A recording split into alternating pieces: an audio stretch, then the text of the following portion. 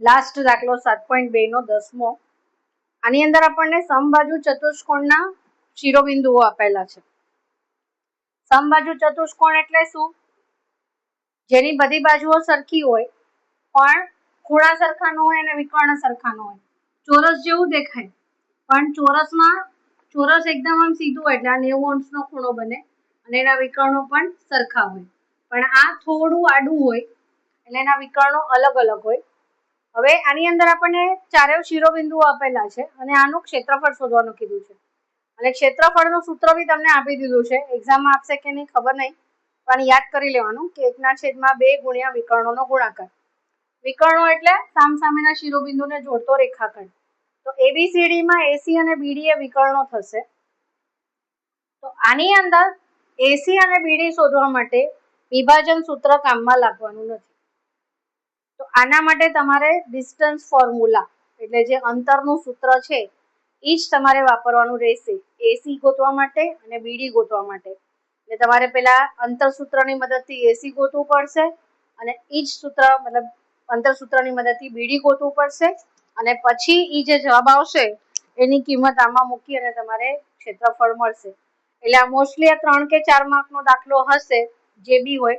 તો હવે હું અંતર સૂત્ર લખું છું AC માટે અને પછી અંતર સૂત્ર લખું છું BD માટે. ટાઈમ વેસ્ટ ના થાય એના માટે હું વિડીયો પોઝ કરીને કરું છું. બરાબર? જો AC નું અંતર સૂત્ર ગોતીને મેં AC ગોતી લીધું.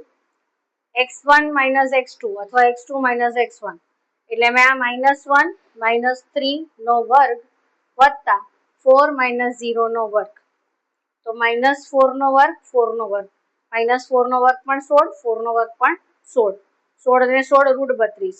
હવે √32 એટલે 16 દુ 32. અહીંયા તમને ખાલી કરીને બતાવી દો કે 16 દુ 32 થાય એટલે 16 નું √4, 4 √2. બરાબર? પછી BD. BD માં -2 - 4 નો વર્ગ. તમે આમાંથી પણ આ માઇનસ કરી શકો છો. 4 - -2 જવાબ સરખો જ આવશે. બરાબર? -1 - 5 નો વર્ગ. હલો જો આમાં મેં પહેલા આનું યામ લીધું તો આમાં પણ મેં પહેલા આ જ લીધું. આમાં પહેલા આ લીધું અને આમાં પછી આમ લીધું એમ નથી કરવાનું. પહેલા બંને આ યામ લીધા છે x ના અને y ના. x1 આ લીધું છે તો આમાં બી પહેલા y1 જ લેવાનું. x1 આ લીધું અને y1 આ લીધું એમ નથી કરવાનું. બરાબર? તો -2 - 4 - 6 અને -1 - 5 પણ -6.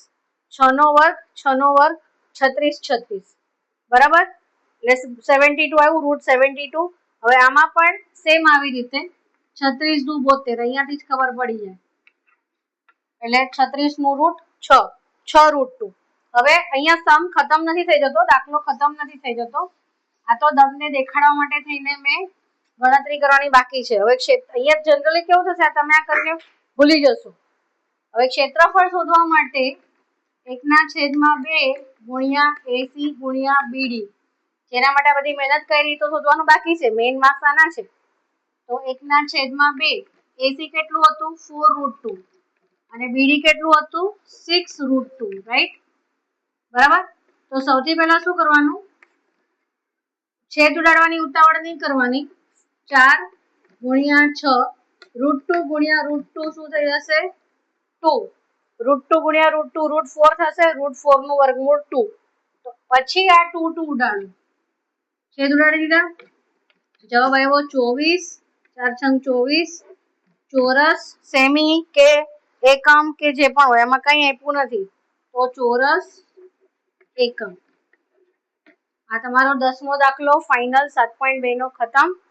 7મું આખું ચેપ્ટરના વિડીયો રેડી થઈ ગયા છે અને હું તમને હવે બધા મોકલી દઉં છું. બરાબર? અને આખું ચેપ્ટર થઈ ગયું છે. તો આખું ચેપ્ટર એક સાથે જોવું હોય તો તમે બધા વિડીયો એક સાથે તમે જોઈ શકો છો. મેં તમને બધા મોકલી દીધા છે.